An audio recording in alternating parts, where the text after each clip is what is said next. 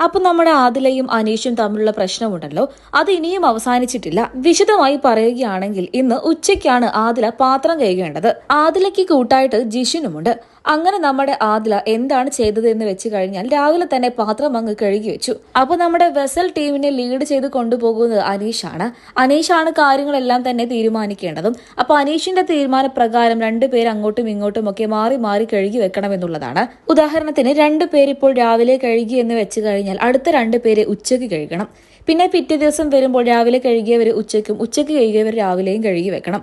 അങ്ങനെയാണ് ആ ടീം ഇങ്ങനെ റൊട്ടേറ്റ് ചെയ്ത് മുന്നോട്ട് പോകുന്നത്. ഇത് നല്ല രീതിയിൽ തന്നെയാണ് മുന്നോട്ടും പോയത്. പക്ഷേ ആ ടീമിന്റെ ധാരണകളെല്ലാം ലംഘിച്ചുകൊണ്ട് ഉച്ചയ്ക്ക് പാത്രം കഴുകേണ്ട ആദിൽ എന്ത് ചെയ്തെന്ന് വെച്ചാൽ രാവിലെ തന്നെ അങ്ങ് പാത്രങ്ങളെല്ലാം കഴുകി വെച്ചു. അനാവശ്യമായിട്ട് ഒരു പ്രശ്നം ഉണ്ടാക്കുന്ന രീതിയിലാണ് ആദിൽ അവിടെ പ്രവർത്തിച്ചതെന്ന് കണ്ടെന്ന പ്രേക്ഷകർക്കും മനസ്സിലായി. അനീഷിനോട് എന്തോ വ്യക്തി വൈരാഗ്യം തീർക്കുന്ന രീതിയിൽ നമ്മുടെ ആദില അനീഷിന്റെ അടുത്ത് പെരുമാറുന്നുണ്ട്. എന്നാൽ അനീഷും വിട്ടുകൊടുക്കാൻ ഒട്ടും തന്നെ തയ്യാറല്ല. എന്തായാലും ഇന്നത്തെ ഈ ആഴ്ചയോട് കൂടി തന്നെ നമ്മുടെ ആദില കുറച്ച് ഓവർ ആണ് എന്ന് പറഞ്ഞേ മതിയാകൂ. ചിലപ്പോൾ അത് പ്രായത്തിന്റെ ഇംമെച്യൂരിറ്റി ആയിരിക്കാം. അതല്ല എന്നുണ്ടെങ്കിൽ അനീഷിനെതിരെ ഗെയിം കളിക്കാൻ വേണ്ടിയിട്ട് ആരെങ്കിലും, അതായത് പുറത്തുനിന്ന് വന്ന ആരെങ്കിലും ഒക്കെ ചെറിയ രീതിയിലെങ്കിലും നിർദ്ദേശങ്ങൾ കൊടുത്തു കാണും. എന്തായാലും നമ്മുടെ അനീഷിനെതിരെ തിരിഞ്ഞിരിക്കുകയാണ് ആദില. ഇത് ആദിലയ്ക്ക് അത്ര നല്ലതല്ല. കാരണം നെഗറ്റീവ് രീതിയിലാണ് നമ്മുടെ ആദില മുന്നോട്ട് പോകുന്നത്. അനീഷിന്റെ വാക്ക് കേൾക്കാതെ ആദില വീണ്ടും പാത്രം കഴുകുന്നുണ്ട്.